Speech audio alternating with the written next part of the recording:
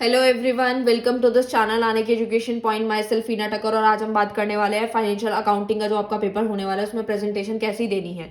बहुत सारे बच्चों के डाउट्स हैं और बहुत सारे कमेंट्स आ रहे हैं। मैंने सबका एक ही वीडियो बनाना सोचा ताकि मैं आप लोगों को जो है एक ही वीडियो के अंदर आपके सारे डाउट्स क्लियर कर सकूँ। बहुत सारे बच्चों के डाउट्स थे कि मैम मार्जिन कितना छोड़ना है, हम लोगों को ब्लू पेन यूज़ करें कि ब्लैक करें, कैसी प्रेजेंटेशन दें, फिर थ्योरी जो है हम अटेम्प्ट करें या थ्योरी ही पढ़ लें, सिर्फ प्रैक्टिकल ना करें, या फिर थ्योरी अगर कर रहे हैं तो वो हिंदी में करके प्रैक्टिकल इंग्लिश में कर लें। तो ये सारी चीज़ों के जो भी आपके डाउट्स थे वो मैं सारे क्लियर करने के लिए ये वीडियो बना रही हूँ। और बहुत सारे बच्चों का डाउट है कि मैम डेप्रिसिएशन चैप्टर आ रहा है या नहीं आ रहा है। तो ये सारी चीज़ों के जो आंसर है वो वीडियो में आपको ज़रूर मिलेंगे। वीडियो को स्किप मत करना, नहीं तो फिर से आपको कोई डाउट बन जाएगा।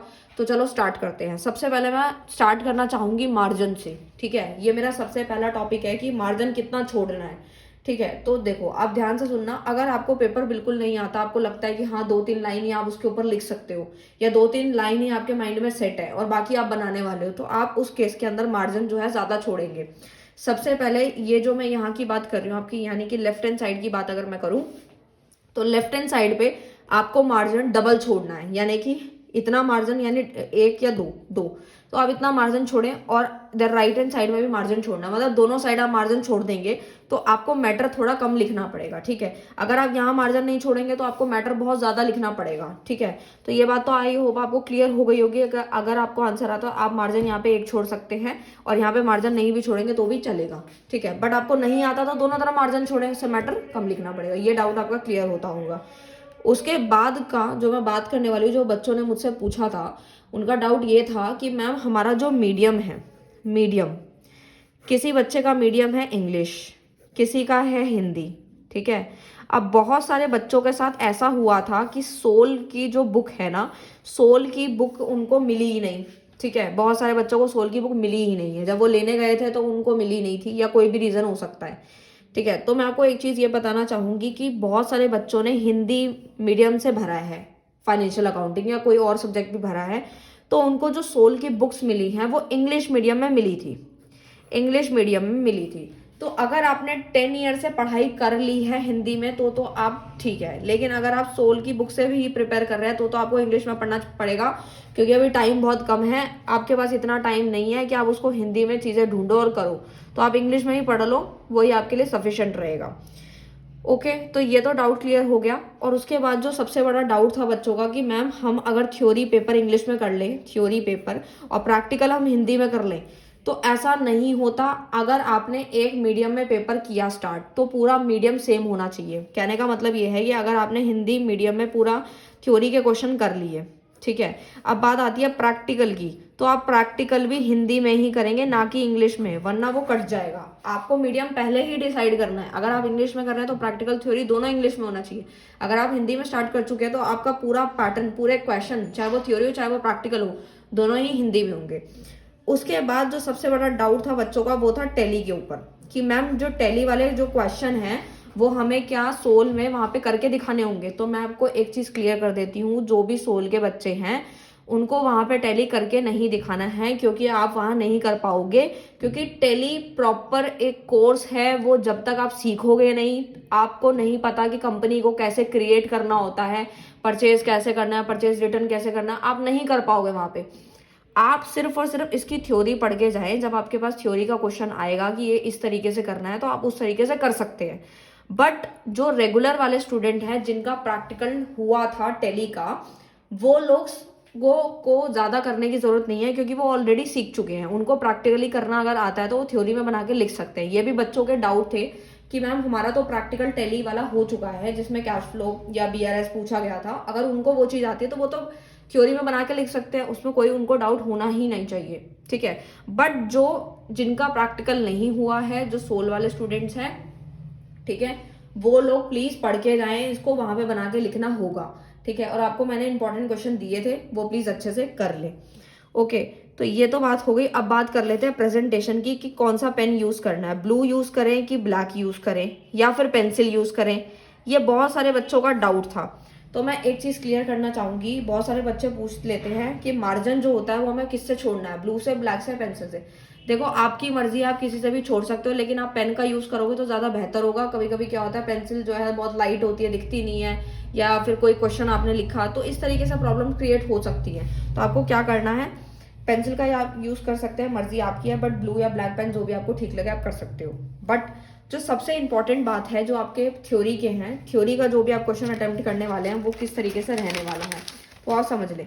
कि अगर आप मान लीजिए कोई थ्योरी का क्वेश्चन अटेम्प्ट कर रहे हैं और कोई शॉर्ट नोट लिखने को आ जाता है, ठीक है, या फिर किसी के फीचर या फिर कोई डिफरेंस पूछा जाता है, तो किस तरीके से अटेम्प्ट करना है। जो सबसे ज्यादा इंपॉर्टेंट रोल होता है आपकी प्रेजेंटेशन का, क्योंकि अगर वो अच्छी नहीं होगी तो आप मार्क्स कैसे भी नहीं ले पाओगे। आपको स्मार्ट वर्क करना है कि आपको कम समय में अच्छी प्रेजेंटेशन दे करके आपको अच्छे मार्क्स गेन करने हैं। तो देखो थ्योरी के अंदर सबसे पहले अगर शॉर्ट नोट आ जाता है तो आपको करना क्या, शॉर्ट नोट के लिए आपको पहले कुछ अच्छी अच्छी लाइंस लिखनी है जो बुक से रिलेटेड है, बुक से रिलेटेड है, वो अच्छी अच्छी लाइंस आपको लिखनी है। उसके बाद आपको एक लाइन यहाँ पे छोड़ देनी है, उसके बाद आपका मैटर फिर दोबारा से कंटिन्यू करना है। जैसे आपको लगे 4 से 5 या 6 लाइन हो चुकी हैं, उसके बाद आप एक लाइन छोड़ दें, उससे प्रेजेंटेशन थोड़ी सी अच्छी लगती है और लगता है कि आपने पूरी रामायण नहीं लिखी है, और टीचर को पढ़ने में भी थोड़ा अच्छा लगता है, ठीक है, तो आपको मार्क्स मिल जाएंगे। ठीक है, ये तो हो गई शॉर्ट नोट की बात। लेकिन अगर कोई डिफरेंस पूछा जाता है तो डिफरेंस को आप पैराग्राफ में बिल्कुल भी ना लिखें, डिफरेंस को हमेशा लाइन डाल के लिखना है। ठीक है, जैसे आपको मान लीजिए कैश डिस्काउंट के बारे में पूछा गया और यहाँ पे ट्रेड डिस्काउंट के बारे में पूछ लिया गया, तो आप इस तरीके से डिफरेंशिएट करें, आपकी प्रेजेंटेशन बहुत अच्छी होगी। लाइन टू लाइन आपको याद करना पड़ेगा, बल्कि डिफरेंस बहुत आसान होते हैं याद करने, क्योंकि उसमें एक एक लाइन से आपका काम बन जाता है। ठीक है, तो ये तो बात हो गई डिफरेंस की, शॉर्ट नोट भी बता दिया। बट अगर कोई फीचर एडवांटेज या कुछ भी पूछा जाएगा तो उसके लिए आपको मेन पॉइंट्स पता ही हैं, जैसे आप बीएसटी वगैरह में, इको वगैरह में पढ़ते आ रहे हैं, 11th क्लास से समझते आ रहे हैं कि जो मेन पॉइंट्स हैं आपके वो आपको अच्छे से याद होने चाहिए। अंदर का आप मैटर जो है खुद बना सकते हैं, ठीक है, अपने खुद के वर्ड्स इसके अंदर डाल सकते हैं, बट मेन पॉइंट मैच करना ही चाहिए, क्योंकि जो एग्जामिनर होता है वो आपके इन्हीं आंसर को अपने पॉइंट्स के साथ मैच करता है और उसके बाद ही आपका नंबर डिसाइड करता है। अब वो डिपेंड करता है कि आपकी प्रेजेंटेशन किस तरीके से दी गई है। देखो शॉर्ट नोट्स क्या है कि अगर आपकी स्टार्टिंग की लाइन में वेटेज बहुत अच्छी है, मतलब आपने अच्छी अच्छी लाइंस लिखी हैं, रामायण नहीं लिखी कि हाँ कुछ भी डाल दिया, अगर अच्छी लाइंस डाली हैं तो डेफिनेटली टीचर को लगेगा कि आपको पेपर आता है, आपकी लाइंस में वेटेज है पूरी, अच्छा खासा आपको मार्क्स मिलते हैं। लेकिन अगर आप कुछ भी लिख देंगे, लाइन भी नहीं डालेंगे, तो आप समझ ही सकते हैं टीचर ज़्यादा मेहनत नहीं करता। फिर आपको पता है सोल के टीचर्स कैसे होते हैं, थोड़ा सा ऊपर से देख लेते हैं और उसके बाद वो तो स्टार्टिंग की शीट्स पे ही आपका असम्पशन लगा लेते हैं कि आपको पेपर कितना आता है। ठीक है, मैं इसके ऊपर भी अलग से पूरी वीडियो बनाने वाली हूँ जिसके अंदर मैं बताने वाली हूँ कि चेकिंग किस तरीके से होती है, आप कैसे कम समय के अंदर बहुत अच्छी प्रेजेंटेशन दो। आप एक एक चीज़ मैं आपको अच्छे से क्लैरिफाई करने वाली हूँ उस वीडियो के अंदर, तो आप वो भी वीडियो देख सकते हैं, तो ये आपको समझ आ गया होगा। तो मैंने आपके सारे डाउट क्लियर दिए। अब बात आती है डेप्रिसिएशन चैप्टर की, जो बहुत सारे बच्चों का डाउट है कि मैम डेप्रिसिएशन आ रहा है या नहीं आ रहा।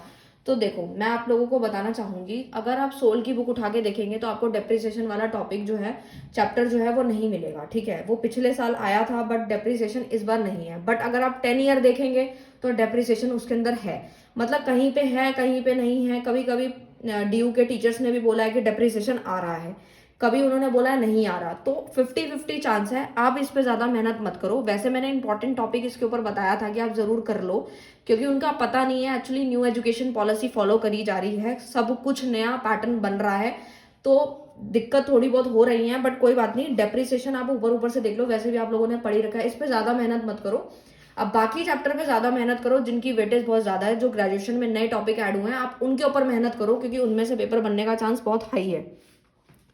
ठीक है, तो ये तो बात हो गई डेप्रिसिएशन चैप्टर की, तो आप ऊपर ऊपर से देख लेना, बस एक वन शॉट देख लेना, मैंने जो डाला है वो देख के चले जाना, बस आपका काम हो जाएगा। ज्यादा इसके ऊपर मेहनत करने की जरूरत नहीं है। अगर नहीं भी आया तो आपको दुख ना हो एटलीस्ट कि हाँ भाई डेप्रिसिएशन चैप्टर तो आया नहीं और मैम आपने बता दो। देखो 50-50 है, कभी कुछ टीचर बोल रहे हैं आ रहा है, कुछ बोलते हैं नहीं आ रहा।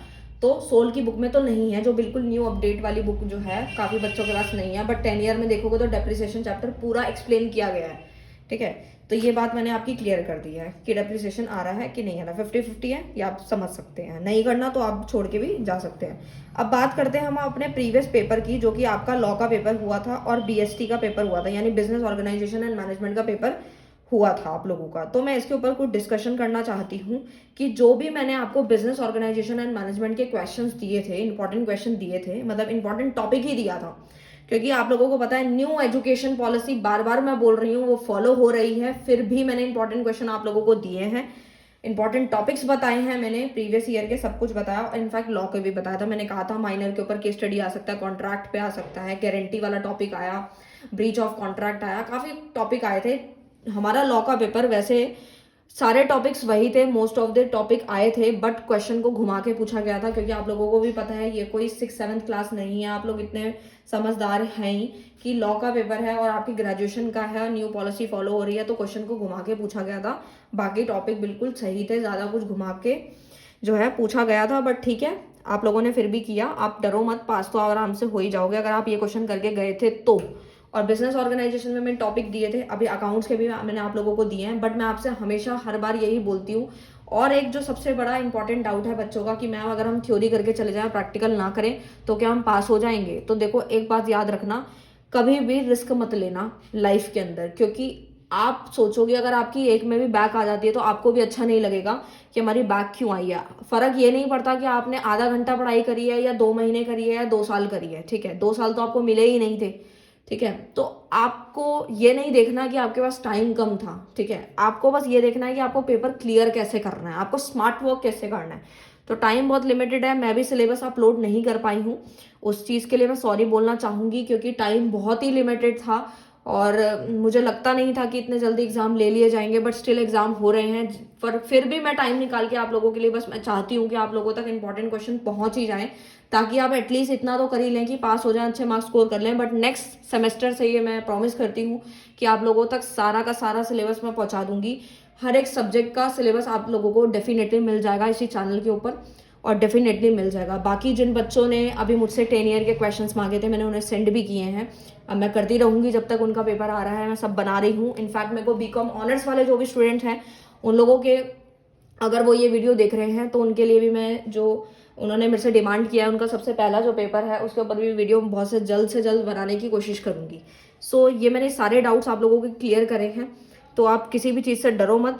और जो आपकी प्रेजेंटेशन है वो आप दो बिल्कुल, और थ्योरी और प्रैक्टिकल की रही बात तो आप दोनों करके जाएं, रिस्क बिल्कुल ना लें, सब कुछ पढ़ के जाएं। प्रैक्टिकल आपको मैंने बता ही दिया था वीडियो में अंदर कि कैसे करना है, कौन कौन से टॉपिक कैसे तैयार करके जाने हैं। और रही बात थ्योरी की, तो वो आप इंपॉर्टेंट क्वेश्चन कर सकते हैं।